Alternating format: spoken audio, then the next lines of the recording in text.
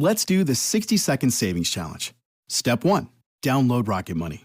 Step 2, link your accounts and see every subscription you're paying for. Tap one you don't use and cancel it. That's money back every month. Step 3, create a financial goal. $50 every paycheck. Or let the app automatically move small amounts of cash when you can afford it. In a week, you'll forget you set it up. In a month, you'll see real dollars piling up. In a year, you'll be shocked at how much money you've saved. Bonus challenge. Upload an internet or phone bill and let Rocket Money try to lower it. You only pay if they find you savings. On average, Rocket Money members can save up to $740 a year when using all of the app's premium features. Users love the app with over 186,000 five-star ratings. Make saving money the resolution you actually keep. Start the 60-second savings challenge at rocketmoney.com/cancel. That's rocketmoney.com/cancel. rocketmoney.com/cancel. Warning, if you don't want to hear adult language, it's already too late to fuck off. This week's episode of The Scathing Atheist is brought to you by the MAGA brand lingual boot cleaning service, available now on the comment section of every goddamn news story out of Minneapolis. And now, The Scathing Atheist. Hi, I'm Matt with 1T. I'm new to the whole atheism thing, but it makes a lot of sense now that I think critically about it. Because of going to school in Alabama all my life, I have seen the bad side of Christianity and conservatism, and because of it, I can officially tell you, beyond a reasonable doubt, we did in fact evolve from filthy monkey men.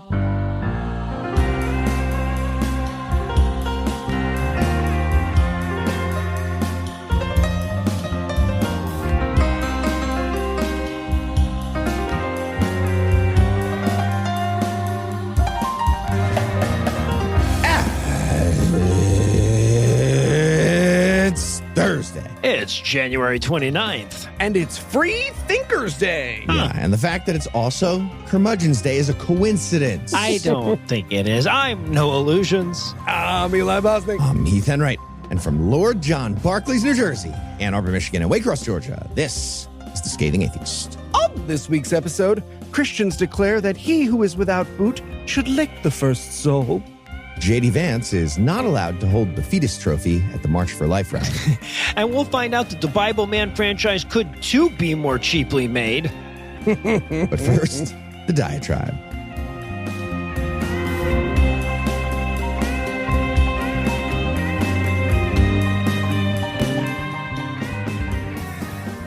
Okay, I know how bad this is going to sound, but some of my best friends are Christian. And we mostly just don't talk about religion because I don't want to argue about it in my off time, and they don't want to argue about it with somebody who knows how wrong they are for a living. But it's always kind of burbling just below the surface, this palpable desire from them to show me, if not the truth of their religion's claims, at least their value. Right? Here's what religion even does here. So it was in this vein that I found a message in my inbox the other day with the playful message, see, sometimes our side does some good, above a joint message that was put out by a few liberal churches in Minnesota condemning the murderous federal rampage in Minneapolis. So I sent back, yeah, it's nice of the minority of Christians to condemn that thing the majority of Christians did now that it's directly affecting them. And I included the story about the protesters bursting in on the church service because their pastor was a fucking ICE agent. Which is a great reminder of why we mostly don't talk about religion, I guess.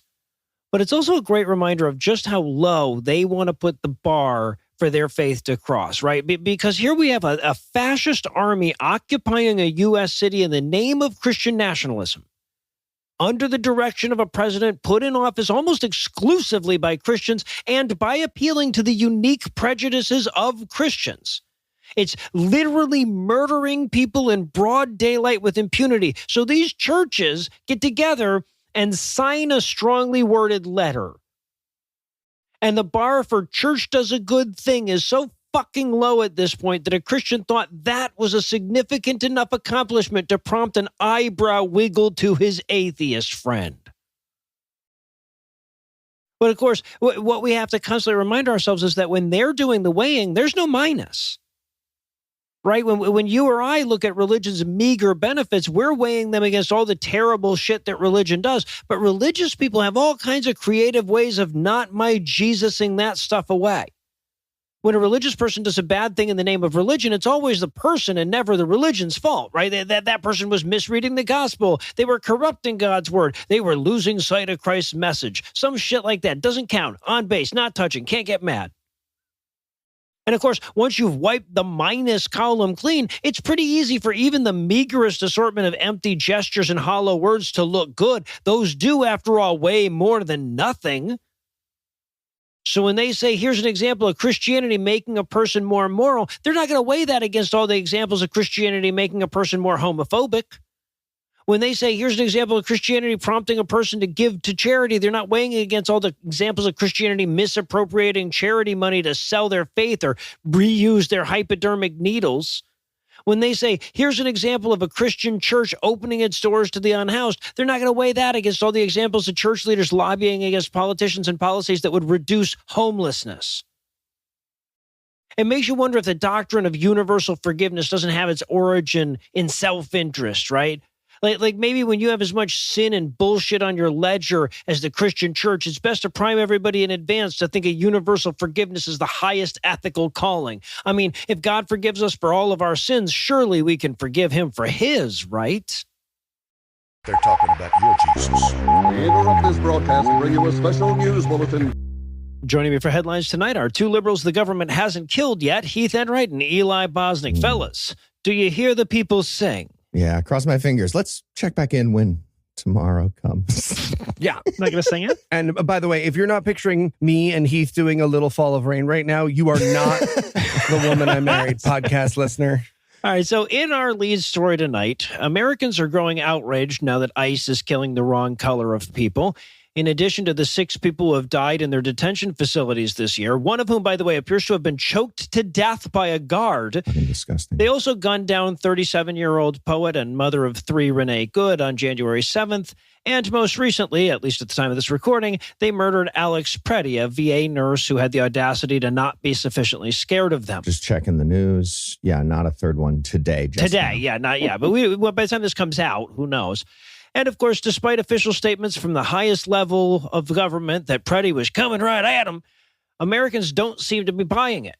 Their outrage is spilling into normally apolitical spaces like golf groups, cooking influencers, and r/cat bongos, a Reddit dedicated to playing your cat like they're a teeny little drum. What? Yeah, they're having a big debate about it. Yeah, that's the rest of my day. You guys go ahead. Yeah, you got it. Because, of course, despite what the bots on even mainstream media posts about this on social media would like for you to believe, for the vast majority of Americans, gunning us down in the street for no reason does represent a red line. There's a drunk guy walking into the simulation room. Okay, this'll do it. The Nazis kill a lady named Good and a guy named Pretty and a baby called Innocence. Fuck! Why won't they revolt? And look, I don't love that it took for us to be the ones getting shot for this to be the case, but it's 2026. I'm not going to look a gift horse in the mouth. Yeah. You know what I'm saying? You know what? I am going to do that. Lots of the country heard about Renee Good getting murdered, and people were like, okay, that's your one. Yeah. That's your one. That's a lot of people. Also, I don't know how cars work. Hey, how about this? No more guns. No cops, no Gestapos, no civilians, no guns. You just don't get guns. If you want some, I don't know, if you want venison, get better at tackling. We don't need regular people having guns. Yeah, man up. Now, of course, there's nothing so openly fascistic and untrue that America's Christians won't line up in favor of it. So despite the widespread condemnation of the killing from even traditionally conservative spaces like gun rights advocates and even some Republicans in Congress, there's still plenty of Christian leaders willing to line up in favor of it. And much of their defense seems to amount to like, well, hey, when you're licking their boots, they can't shoot you in the back of the head without risking hitting their own foot, right? It's called rendering unto Caesar, guys. It's actually super important to God. Look it up. Yeah, I've been doing a new thing with my Tree of Liberty, actually. I'm using ice cum instead of the blood of tyrants. Don't worry about how I get the ice cum, but it makes it easier. It just makes the whole thing easier. Oh, yeah. Yep, right through a hose. So we're going to start with pastor, missionary, and man who lacks the noive, Sean Fecht. He took time off of praising violent Christian supremacy in song to issue advice in the form of a tweet that read, quote, "How not to get shot by ICE. 1, do not resist arrest. 2, also do not resist arrest while touching a loaded firearm," end quote. Fascinating. Sorry, 1 second, darling. I'm just writing a tweet. How not to die at Auschwitz.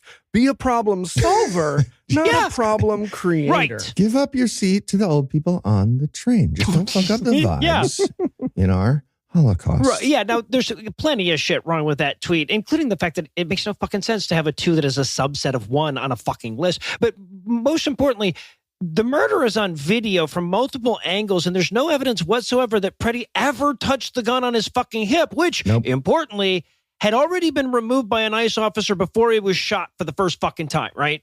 And he's fully allowed to have that gun. That too, yeah. Just to be clear. Super important. But damn telling, though, that even this asshole wasn't willing to go as far as claiming that Preddy pulled his gun, which was the official story at the time of the tweet. Right? It also probably bears mention that resisting arrest is not a capital crime in the U.S., as it turns out. Yeah, dude, the founding fathers that you cannot stop sucking off every third sentence used to tar and feather the mayor when crops didn't grow. They would hate you, Sean. Do you know they would hate you? They would hate you. The Irish actually had it worse during slavery. Oh, I've heard a yeah. lot. But there's books about it. We had a very tough time, my people.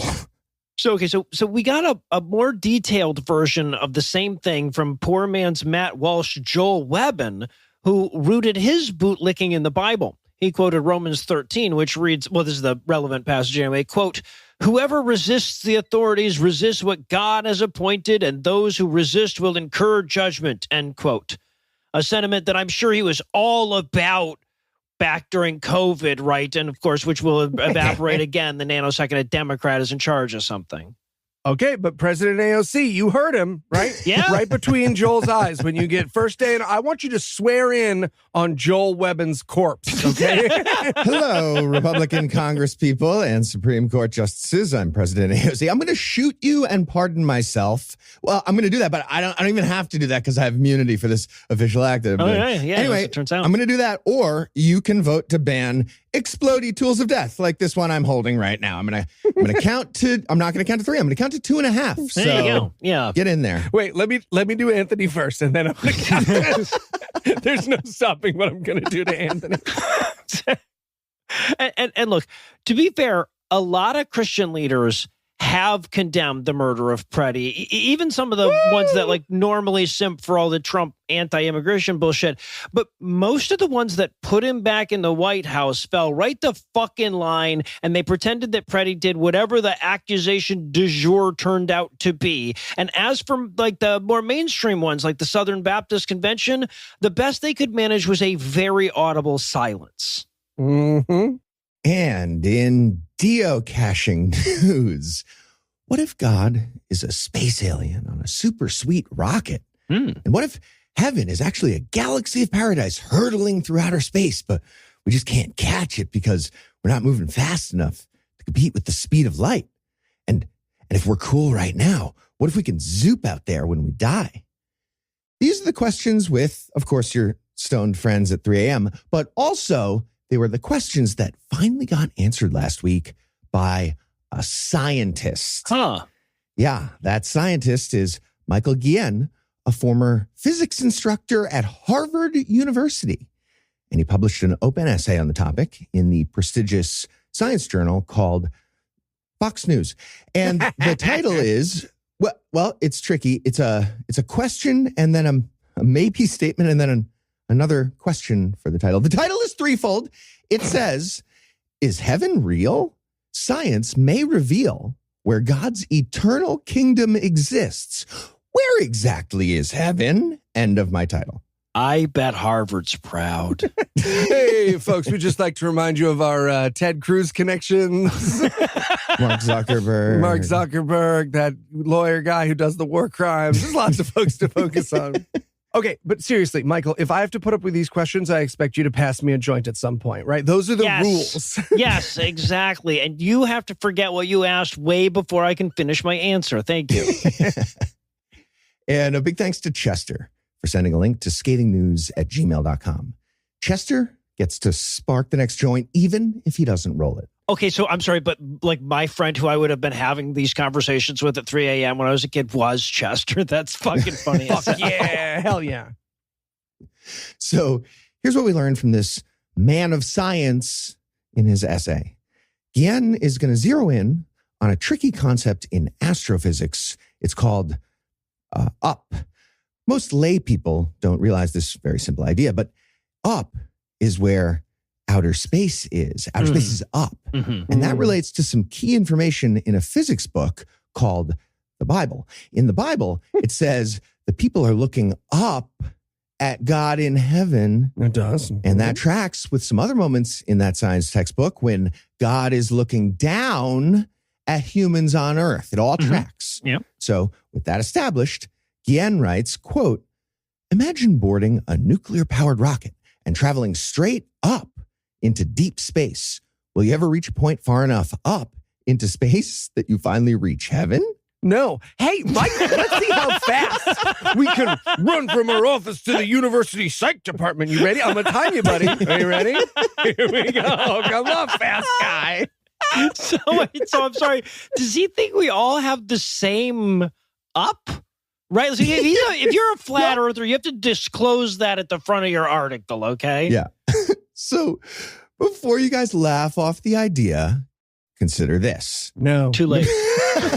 Okay. Just now, that was me and also an exact quote from the article. Okay, well, the no was just me, everybody. Well, I Josh, think I said it it should have to been in the article. Okay. Here's what Guillen tells us. Editor's note, no. Here's what Guillen tells us to consider. There's this guy named Edwin Hubble. Maybe you've heard of him. He's got a fucking telescope named after him. He's also a scientist. And he discovered with science that galaxies are rushing away from each other, and there's a pattern to it. That pattern is called Hubble's law, and Guillen describes it for us in terms of the uppishness concept. Quote, the farther up in space a galaxy is located, the farther it is away from Earth, the faster it's moving away from the Earth and everything else, end quote. Heath, you got to stop quoting from this article. You're going to give Noah another heart attack. Well, so far, I mean, other than shoehorning up into there, he at least got Hubble's law right, but that's the last thing he's going to get right. it's going to ramp right down from there. But here's where it gets really interesting. Again, that was me and the next sentence of the essay exactly. Guillen continues, but he's spinning around in his chair at us in his article. But here's what you haven't considered, words on a page. We saw you spin away and then spin back. You kind of took it away. All right. He continued, but here's where it gets really interesting. Theoretically, a galaxy that's 273 billion trillion miles away from Earth would move at 186,000 miles per second. Relative to what, Mikey? Right? Because if it's us, then we're also moving 186,000 miles per second away from it. Yeah. Well, that's the speed of light. He did correctly sort of identify the speed of light, but he missed relativity. He's going to try to go back for it later, but not to help out Not really. with what Noah just said. He continues, that distance way up there in space is called the cosmic horizon. That means you and I can never reach the cosmic horizon, not even aboard the most souped up nuclear-powered rocket imaginable. Stop saying nuclear-powered. Because nuclear power was not the thing. Really? That was the difference Not the issue. for me. It's not the issue, yeah. Because, as Einstein explained in his theory of special relativity, only light and certain other non-material phenomena can travel at the speed of light. Okay, the addition of angels to Einstein's theory aside, where is heaven located exactly, though? Great question. That was Eli and the next sentence of the essay. Continuing, so then where is heaven located exactly? It's entirely possible heaven is located on the other side of the cosmic horizon. Okay, so the whole article is, guys, I found the thing science can't check. So we can just put all our bullshit in here, guys. They can't check. So I wrote a science essay about something that's uncheckable by science. Pretty roomy here in this gap. Roomy. No one's ever going to fill this. So according to Guillen, here's the why. And his why, it's going to be fourfold this time. Ooh. 1, according to modern cosmology, an entire universe exists beyond the cosmic horizon, but it's permanently hidden from us because we can never reach, let alone cross over, the cosmic horizon. Did you hear that, podcast listener? It was as if 1,000 voices of 1,000 cosmologists cried out at once in unison. Okay, so translation so far, 1, far exists. Got it. We agree. So far, we agree. Okay. 2, our best astronomical observations and Einstein's theories of special and general relativity indicate that time stops at the cosmic horizon. What? At that special distance, way up there in deep, deep Oh my God. space, the deeps are threefold, there is no past, present, or future. There's only timelessness. Okay, so now you're just making shit up. Everywhere is beyond somewhere else's cosmic horizon. No, you start here is where you start. You have to start here. Guys, Please don't interrupt. Okay. 3. I said it was fourfold ahead of time. 3.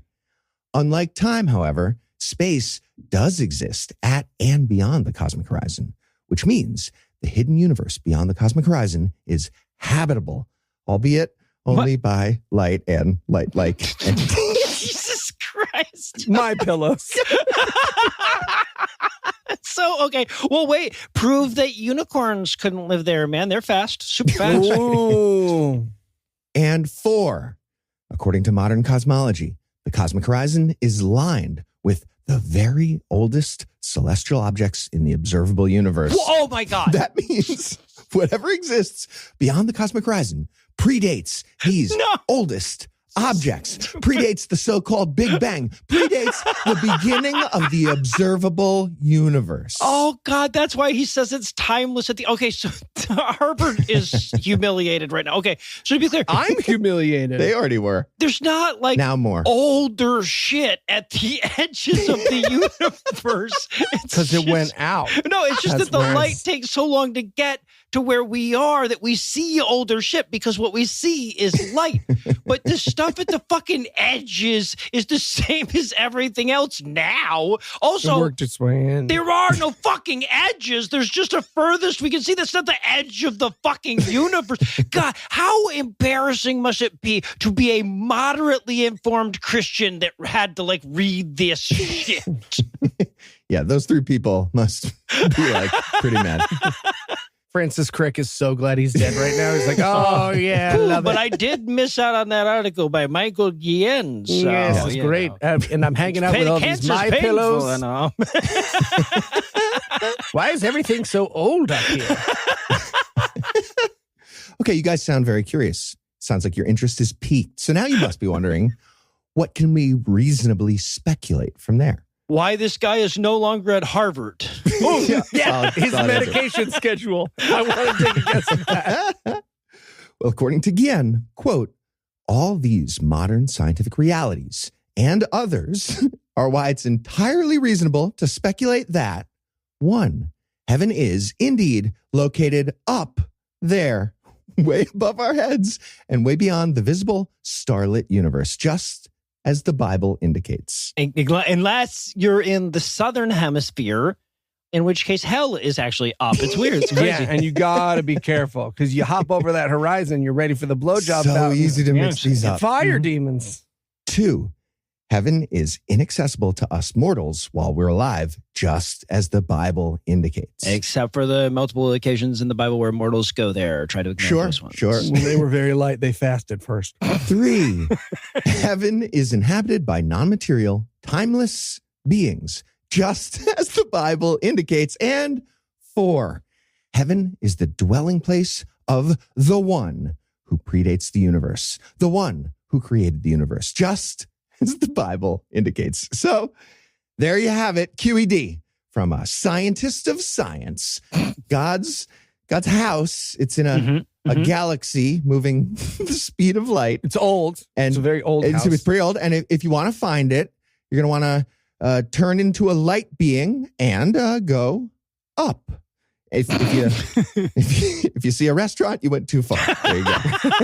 That's all right. If you see an Applebee's, you went the wrong way entirely. Yeah, exactly. Right. Yeah. You were in the southern hemisphere. Yeah, exactly. And in Bethelutionists news, there are a lot of benefits to this job. The money, the fame, the sexual power. And I'm reporting you to Can again. But there are some real ones as well, such as the near encyclopedic knowledge I now possess of Christian weirdness. While others at the atheist dinner party may chuckle at the Westboro Baptist Church and Joel Osteen, we here at Scathing Atheist know the real shit, the deep cuts. Yeah. Like Bethel Church, which is back in the news this week after they got caught doing some fucking TikTok tarot reader ass magic tricks and pretending it was prophecy. Oh, okay. Because a bunch of your magician colleagues got mad about Bethel stealing their bits, and you heard about it from them. Got it. Okay. So I'm totally with you on this, Eli. Though it's like when bad movie neophytes tell us about The Room and Plan 9 from outer space, right? And we get to just like crack our knuckles and tie on our 5th degree black belt. Yeah. Yes. I think Eli was a 9th degree. 9th? Second. Just a second. Parents couldn't afford. Just a second. Hands are still registered as weapons. Yeah. Should probably go to Minneapolis and help out. You could kill me with just your thumb. You just got to get inside their guard. Yeah. I could. That's a second degree Hold thing. your wrist and don't. Ow! Stop! Don't give it. No, make him. No, hold your arm. Come at me like this. Totally limp. Let your whole body go totally limp. So, first off, big thanks to Hammett Meta for lovingly laying the story in our inbox at scathingnews@gmail.com. I may be banned from Hammett going live on Facebook because of certain true compliments I gave him, but you can check out everything he's doing at friendlyatheist.com. Just, I guess, don't mention his feet at all because that's a crime now. Anyway, if you're unfamiliar with Bethel Church, they are Christians who mean all the stuff Christian people lie about meaning, like prophecy, raising the dead, and magic powers. In fact, they have a magic school that has been featured quite a few times on our show for the times that their students have tried to walk through walls, tried to cure COVID at the start of the lockdown, and lest we forget, tried to walk through walls. Ow! Fuck. That was a clip from we brought a clip. So, okay, these guys laid on the graves of other people to perform a ritual they called grave sucking, and that didn't even make the list of 3. That's how awesome this church's insanity is. God, it's so good. Well, with a student body like that, you can imagine how well the adults hold on to reality. And this week, Mike Winger, a conservative theologian YouTuber, published a nearly 6-hour-long video about one of their ministers, Sean Bowles, and his gift of prophecy, which turned out to be looking people up on Facebook. Mentalism. Yeah. Huh. So in the video, Mike explains that Sean's so-called prophetic ability just happens to line up exactly with when Facebook introduced its search feature, accompanied by clips that might as well show Sean scrolling through his phone while he talks to God. Okay, I'm getting somebody in the room named Sayo Bahan. Wait, the prophecy. God is telling me it's pronounced Siobhan. I'm getting a Siobhan. And God is telling me, Siobhan, that you're an alum of the School of... I'm sorry, God is actually saying never mind. God said never mind on that one. Go Bears. So look, this 6-hour-long video would take a really long time to break down. And also, Mike Winger sucks. And so a lot of the issues he has with Bethel are that they Jesus the wrong kind of Jesus. So instead, if you'd like a full rundown of this story and all the craziness that Sean's gotten up to, I recommend you check out Hammett Meta's YouTube channel, where I am not yet banned, where he and Promise Backlund, who listeners may remember from her appearance on episode 357 of our sister show, GodAwfulMovies, break down the whole thing, including which controversies you should care about. And spoiler alert, you should care about a bunch of them. Mm-hmm. Yeah.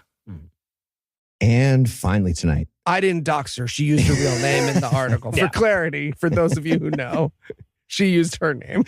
And finally tonight, in work-life balance news, we have a story about J.D. Vance, his very busy schedule getting even busier, and the March for Life rally.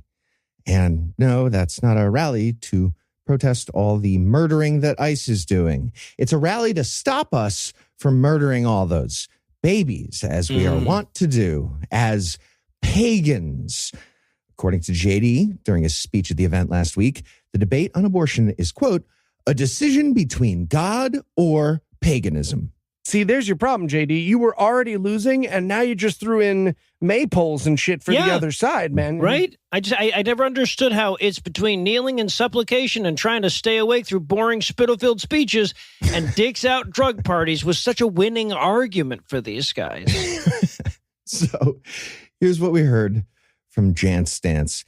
He started by listing all the great things that the administration has done for the anti-choice movement.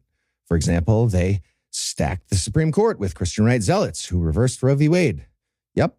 They gave pardons to criminals who crimed at abortion clinics. Yep. And they pulled all the funding for vaccines made of a fetus that got aborted in Amsterdam in 1972, which is also sort of true. And then he made the natural segue to baby skeletons at brothels. What? Out of absolutely nowhere, he starts talking about an academic paper he recently read on that topic. You know, just a chill afternoon, and you hop on Jay's store and you look up pagan fuck baby skeletons on their database of academic journals. And he told the crowd, quote, "We have to remember that in the ancient pagan world, discarding children was routine. From the skeletons in brothels to the child sacrifice of the Mayans, the mark of barbarism is that we treat babies like inconveniences to be discarded rather than the blessings to cherish that they are." End quote. Oh my God. One hooker keeps a baby skeleton for an excellent bit, by the way. And you guys just got to bring that up forever. Oh, man, it's a good thing there's no Christian brothels, huh? Or, hey, it's a good thing that they never found any piles of skeletons beneath schools run by his exact flavor of Christianity all over the fucking world. That sure put some egg on his face, wouldn't it, if that ever happened? Why would you bring up skeletons of children? Okay. Didn't even do a You're bit. Catholic. Maybe they did a bit with them. Here's the other important detail. J.D. Vance was already on board with the government controlling every uterus and forcing people to give birth, but he got extra panicky about this topic recently when his wife, who very clearly hates him, Second Lady Usha Vance, became pregnant. Now, okay, I can't possibly imagine that another human being was willing to have sex with J.D. Vance, but they already have 3 kids, and now they're expecting another one this summer. So, I don't know. It's got to be like a salmon spawning thing, but in reverse, you know? Like JD spawns into a couch, and then it gets collected later when nobody has to look at him. Well, given all that, and the fact that he's a garbage human being, and he knows it, JD clearly got worried about the safety of his Band-Aid baby, and he started ranting about pagans, like, I don't know, maybe Hindus, for example, killing babies in brothels. That's what the pagans do. And of course, he described baby making as the only path to human fulfillment in life. Yeah, so in case that wasn't clear, his list of pagans includes his goddamn wife. Yes, exactly. Yeah.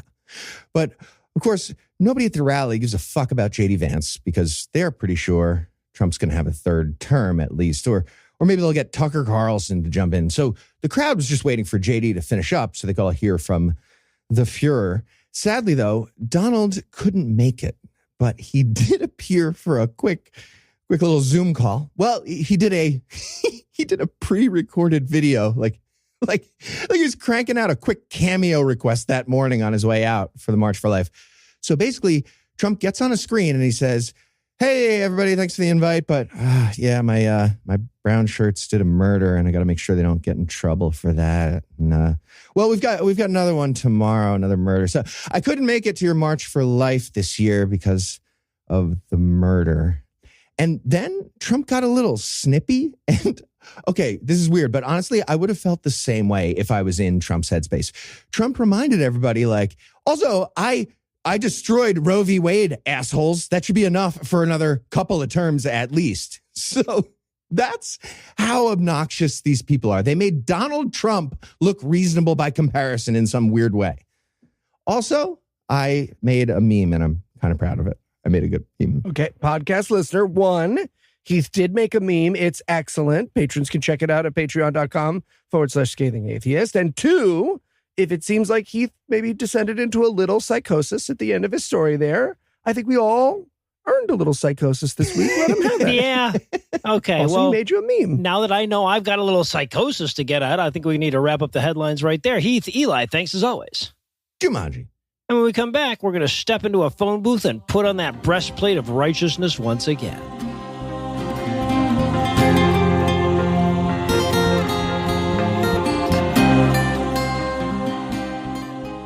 Over on our sister show, GodAwfulMovies, every movie we watch seems too long, even when it's only an hour or so. So it seems strange to say that some things are actually too short for that show, but some things are, which is why we need another installment of God Awful Minis. So tell us, Heath, what will we be breaking down today? We watched the Bibleman animated, whatever the fuck. I guess they made some animation versions of it. The episode is called The Mayor of Maybe Doles Out Doubt. It's the story of Christianity projecting so fucking hard and assuming that evil atheists are running elaborate schemes to prey on kids. But that's you, Christianity. You do that. Atheism just happens. We don't have to do it. That's the natural state. Yeah, and Eli. The second you run out of candy, it's on. Exactly. How bad was this mini? Well, if you love Bibleman, but you wish you was a team of useless Christian fucks until the end of the episode, you will love this pixel art. Yeah, right. Yeah. So to be clear, for those who don't listen to all of our shows, Bibleman is an existing property that had 32 direct-to-video episodes produced in various spurts through the 90s and aughts. And we've subjected ourselves to more of them than I'd care to recall, but apparently there are also 26 animated episodes that only run about 12 minutes apiece. So get ready for more of these in your future, I guess. They created a segment for us. Yeah. Legally, can they call it animation? I don't want us to get ourselves in trouble. Right. Animation, animation, we'll call it. So, okay. So we open up with Bibleman credits, which to be fair, could never compete with a live action version, but they're still pretty fucking awful. Yeah. Somehow they're the laziest credits and also way overdone. So it's this. It goes, Bibleman, Bibleman, meow, meow, meow, meow, Bibleman, Bibleman. And it's that. But then there's a fucking female acoustic breakdown in the middle for no reason. She's just she's just like, I'm going to sing a different song, damn it, a different type of song. The theme song gets in a fight with itself. So it's just the Bibleman thing like Eli was doing. And then out of nowhere, she comes in and she's like, there's actually a whole Bible team. It's not just Bibleman. I'm singing now. Yeah, differently. There's fucking Bible girl and Bible woman. Bibleman has gone woke, y'all. Yeah. Also, just in terms of what happens during this intro, Bibleman causes what appears to be a giant car crash. Yep. He kidnaps 2 kids and you want to say oh no, context, he's saving. They're terrified. He kidnaps 2 kids and they animated them as 2 terrified kids who got kidnapped. Yeah. Well, he left their parents behind. It's really the thing. Bibleman appears to be a domestic terrorist in his own intro, just for the record. Yes. Yeah. Ahead of his time. He also has a Bible-mobile that appears to be, I'm going to say, a cross between a Cybertruck and a hearse that has a big cross on the front. Yeah, that's about it. Well, all Cybertrucks are hearses if you get dinged a little bit. Then we get our opening episode title and our opening Bible verse, right? Now, the episode title, as we already mentioned, is The Mayor of Maybe Doles Out Doubt. The verse is Romans 1:16. For I am not ashamed of the gospel, because it is God's power for salvation to everyone who believes, first to the Jew and also to the Greek. The Jew, guys, the Jew. Yeah, we have salvation for him, if you can believe that. Should we come out swinging with a hard J at the beginning of our Christian cartoon also for kids? Can I say that if you have to open with, I'm not ashamed of my true beliefs about the universe, it's not a great start for your argument. Sure isn't. And if you have to start with I'm not ashamed of anything, it's not great for your argument. That's the first thing they do. You're probably wondering if I'm ashamed, I said as my first sentence. So then we open up on a bunch of folks piling into a church service that is going to be led by none other than fucking Senior Pets. Yeah, I wrote in my notes, we have a Mexican voice impersonation here that would make Speedy Gonzalez cringe. Yes. Yeah, so Pastor Pets is welcoming everybody to church, but this little girl, Emmanuel, doesn't want to go to church. She was listening to this podcast, you see. And the little girl, she's talking like straight to the like almost, like a Brooklyn. She's got a wad of chaw. Yeah. And she's like, I'm on fucking church. So the animation in this show is so terrible that for the first 3 times they show children chewing the magic atheist chewing gum, I just thought like, oh, they're as bad at mouths as they are at everything else. Right. Okay. Yes, but that's what we're going to learn here, right? So we see Pastor Pets. He looks around and all the kids are chewing gum and doubting God. All the gum chewing kids are going like, I don't want to go to church. So he asks Emmanuel where the gum came from. And then we see him walk the presumably 11 steps to the giant carnival tent giving away free atheist gum to children. Like, I don't feel like he needed Emmanuel to narc for this. It's so crazy. It's like somebody evil is behind this. Cut straight to Waluigi giving away BLZ atheist gum at a carnival. Also, the gum is called BLZ. Yeah. Yes. And it's bubble gum. Beelzebub bubble gum. You know this fucking cracked him up at the Bibleman animated show writers room. Entire episode written around that. Yes. Oh, yeah. They put off someone's suicide by one day with Beelzebub bubble gum. Right. And just to be clear, they're talking about atheist gum. It's going to be atheist gum, literally. Yeah. So they were trying to decide on, they're like, all right, well, what's a good metaphor to represent evil atheism? Carnival gum? And that's what they're going to do. Right, yeah. Waluigi in a pinstripe Richard suit. Chawkins. No, Beelzebub. Yep. We're doing Beelzebub. Really good, though. That was pretty good. So this is the mayor of Daniel Dentine. Actually, this is the only puns that were easy for me in my whole life. So, I'd like to spend the rest of our radio program just gently whispering my atheism gum puns as a backing track. But this is the Waluigi character. This is the mayor of Maybe, and all of these kids are taking the shit out of some candy from strangers, I'm sorry to say. Yeah. Right? There are a lot of problems with that, the amount of gum that these children are eating. And I know it's magic at turning them into atheists, but I'm way more concerned about how many children manage to stuff this much gum into their mouths without their parents noticing. Right? Where are these parents? Carnivals are terrifying. You shouldn't be letting your little kids run around carnivals. All right, so then as Pastor Pets is walking up to the booth with the free atheist gum, a bus pulls up and they pack everything up real quick before he can get there. Yeah, they do an entrapment. I really wanted there to be a scene with Mayor Maybe like doing the dodging through the wires. Yes, exactly. But all he has to go on is this wrapper.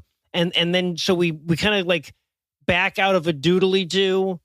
Right, and this, like, he's just told Bible Man and Bible Girl this whole story. Yeah, so they were just like standing there listening to this guy talk about evil gum, and they're superheroes being like, cool. Mm-hmm. What do you need to know? Get to the fucking point.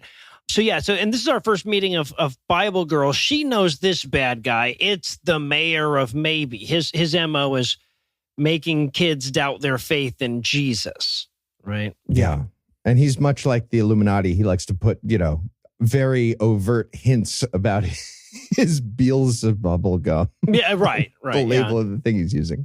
Well, and so she checks it with this, or like, her fucking plotometer or whatever, and she says she's getting some readings off of it. We also see that the mayor of Maybe is watching from afar through binoculars. Well, when we say from afar, he appears to be about 9 Christian feet away. Yeah. Well, that's afar, relatively.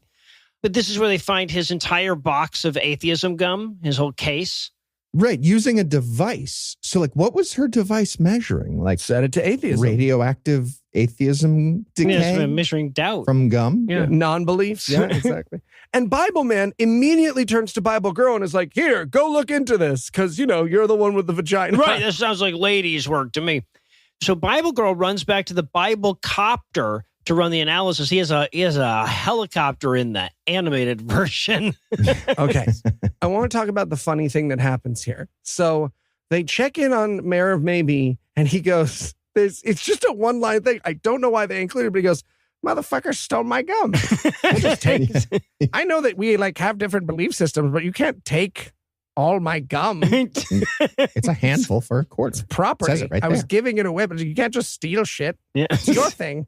He's got a giant shipping crate, like wood, that you have to pry apart with a pry bar of gum. I don't know where he's ordering that. Full of gum, yeah. We should sell those. Right? China. Fuck yeah, some Beelzebub bull gum, yeah. Get it in China. Fuck yeah. So she takes the bubblegum wrapper to the Biblecopter and runs the analysis in the Biblecopter.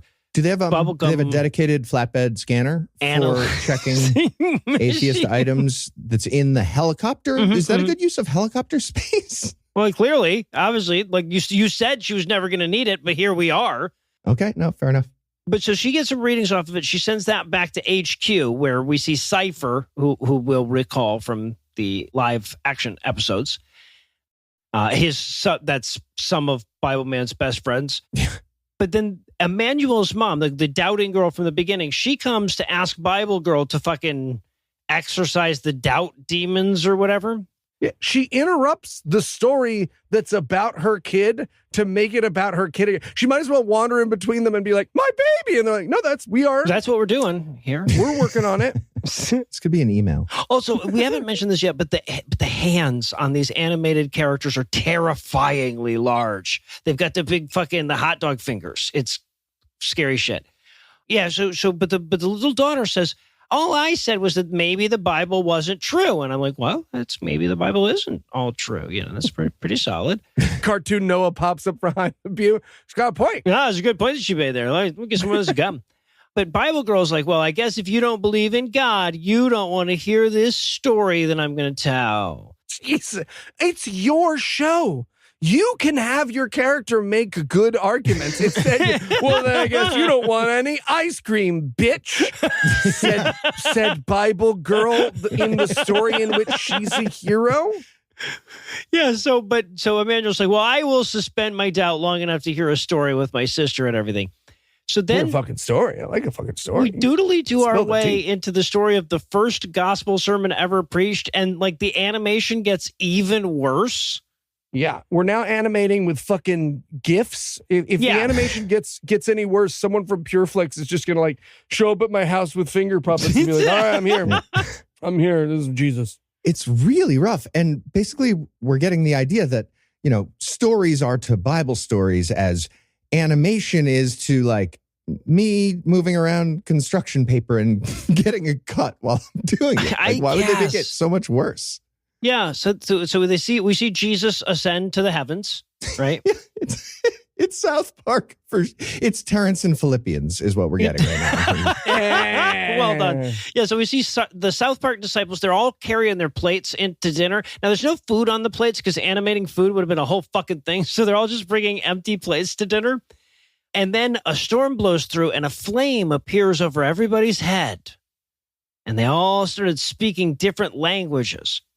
Someone should have told Bible Girl that this isn't one of the stories you want to visualize because it's fucking stupid. Well, yeah, right. So, and Emmanuel actually does that, right? So we back out of it like in Princess Bride, like we back out of the story for her to call bullshit and be like, wait, their heads would catch on fire. This is dumb. And I'm like, this is good gum. She's like, no, it's magic.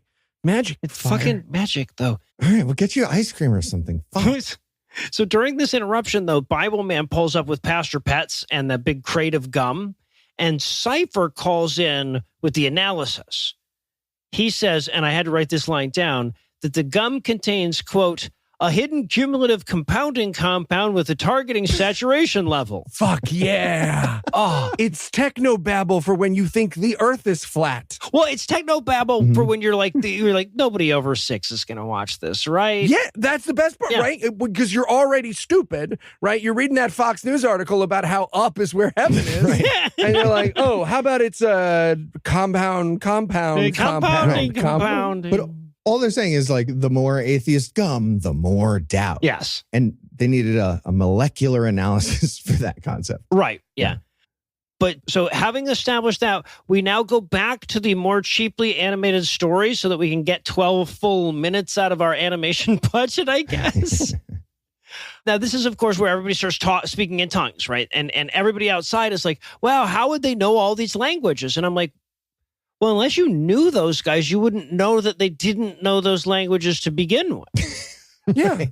Also, it's a story. The framing of this story, because we hear Christians use this all the time, is fucking crazy because they're like, but think about it. How could all of those people have learned all those languages and done all those simultaneous backflips? And I'm like, You. I don't believe you. Right. Not them. You're lying. You. It's you. Is what I've been saying this whole time. But also, even if they did, right? Like, even if you could prove that it happened, that everybody was walking by, heard their own language, how many languages could that possibly be? Like 11, 15, something like that? There's like a bunch of them. It's not that unusual that they would know that many languages at this time, right? Like, not like amongst a big group of people. Right. People would be like, oh, right over there, you're talking to me. Okay, let's group up in languages. This is perfect. This makes sense. Right. But so then with his head still flaming, Peter goes out to deliver the first gospel sermon. I guess the head flaming thing would still be impressive regardless of the voice stuff. Right? Yeah. He's like, hey, everybody, going to give the first ever gospel sermon. And nobody's paying attention. He's like, also, my head's on fire. Maybe focus up. Head's on fire. Say, this is going to be in a cartoon someday. Technically a cartoon. So, but then she's like, and 3,000 people were baptized in the name of Jesus. End of story. And Emmanuel's like, it's a neat story, but I've heard better. And I'm like, go, Manny. Like, cartoon Noah pops up and she's like, huh? Greatest story ever told? I've heard so many better stories just like in playtime. Come on. Yeah. Not even a neat story. Sorry. The thing you told me in order for me to stop believing that the Bible might still be just a book of stories is that one time everyone's head caught on fire and they spoke all the world's languages simultaneously. And now I'm supposed to be convinced. That's supposed to assuage my doubts. I'm 7, and one of my fellow 7-year-olds told me a story and coughed straight into my mouth. Better story. Yep, better story. All that happened was spilled some milk out of his nose. So, yeah, and this is where they find out that she's eaten a lot of the atheist gum. So her sister cuts in. I thought Quentin Tarantino was going to run in and hit her in the fucking heart with a crucifix. There's this moment of completely unnecessary tension where Bible girl loses her shit. She's like, fuck, she's OD'd. Oh, God. Oh, God. Let's just drive her body by the hospital and drop her in the parking lot. Oh, fuck. Stop doing CPR. That's nothing. I can't go back. I can't go back. You broke her ribs. Everyone should carry narcotics. But at this point, her sister Faith springs into action. And she's like, but sister, remember our names are all Christian-y, right?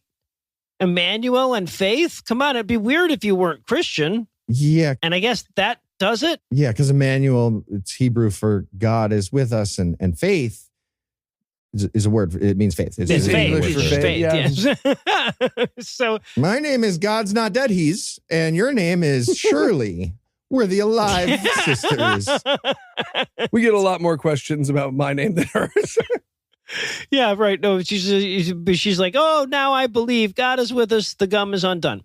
But outside, the mayor of Maybe is about to make off with the Bible copter and that case of atheist gum. He's going to drop the atheist gum from the Bible copter so everybody will think it's Bibleman's gum and they'll all eat it. Yeah. Hey, I'm not sure what you guys have going on in your version of the episode, but I'm stealing your car. My bit for the episode is vehicular theft. So they all come out to confront him, and they're like, not so fast. And he's like, well, I don't know. The mayor of Maybe's like, I think that 7-year-old girl is on my side. And I'm like, well, that's not making you look better, man. I don't think that. You don't get to steal our car if a 7-year-old girl right, that doesn't help. Yeah. And, of course, the Bible side wins here. But the way they win, according to them, is the mayor of Maybe, Waluigi, being like, hey, kid, be honest. The Bible's fucking dumb, right? Come on, it's fake. You know it's fake. And then the kid is like, I'm going to get in trouble if I say that it is dumb. Mustard seed mountains or something. Yeah. I don't want to get in trouble.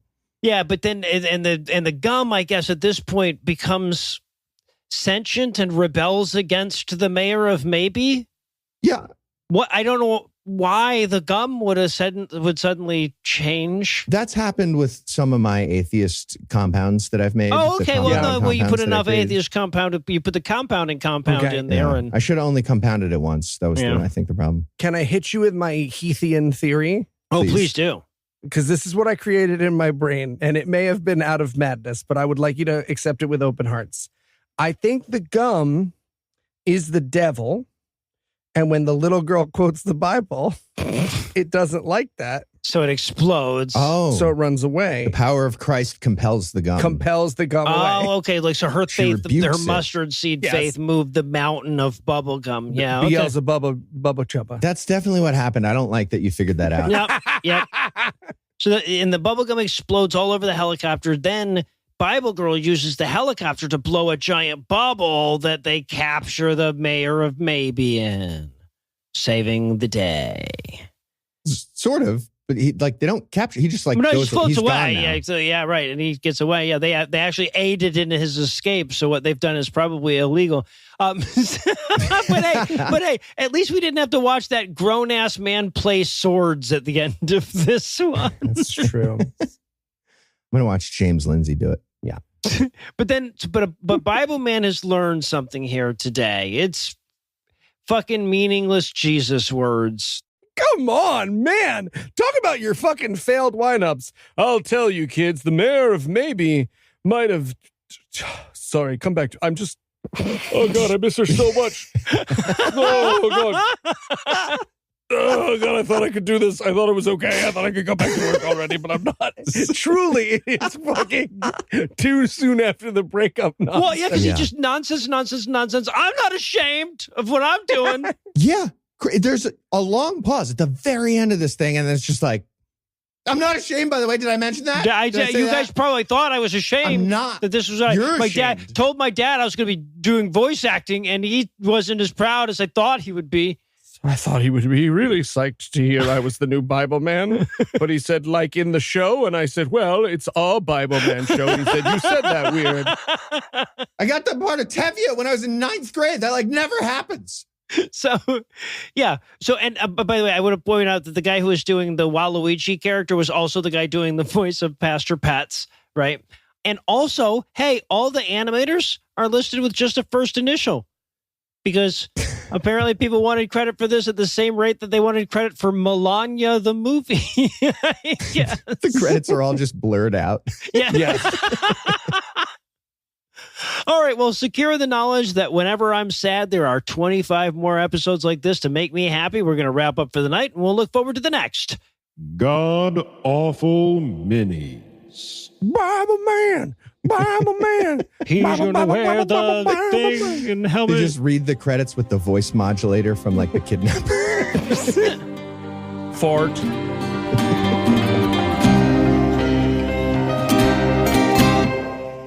Before we're left to linger on your tongue, I want to remind you that there are still tickets available to see GodAwfulMovies live in San Francisco on Good Friday. That's April 3rd, GodAwfulMoviesLive.com, or check the show notes. Anyway, that's all the blasphemy we've got for you tonight, but we'll be back in 10,022 minutes with more. If you can't wait that long, be on the lookout for a brand new episode of our Sister Soul's Hot Friend God Awful Movies, debuting at 7 noon Eastern on Tuesday, and an even newer episode of our Hamster Soul Citation Needed, debuting at noon Eastern on Wednesday. Obviously, I can't shut the fuck up until I thank Heath Enright for being good, Eli Bosnick for being bad, and Lucinda Lugeons for being well, but not well enough to record quite yet. Still overcoming that COVID, but she's doing a lot better. She appreciates all your well wishes. Also want to thank Matt with 1T for providing this week's Farnsworth quote, and apologies for all the shit we've talked on this show about people who spell Matt with 1T.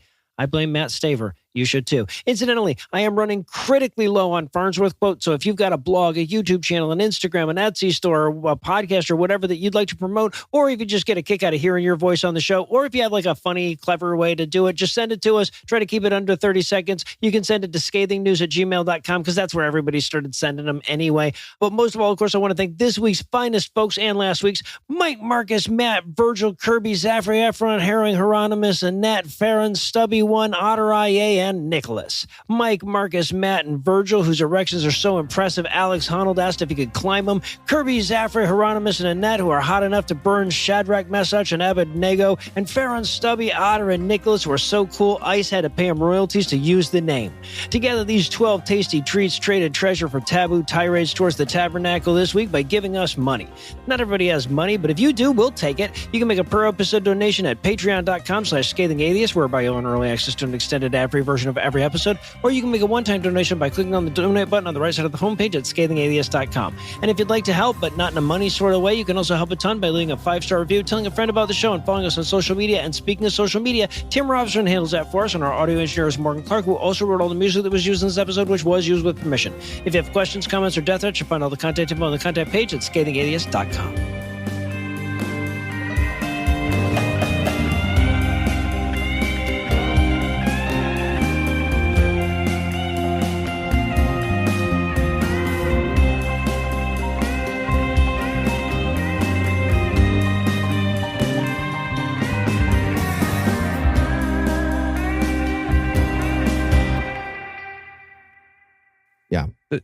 The simulation could not be more obvious. The knob is twisted all the way to the right, and the two drunk scientists are just weeping on top of the machine that someone is in going, I don't know, man.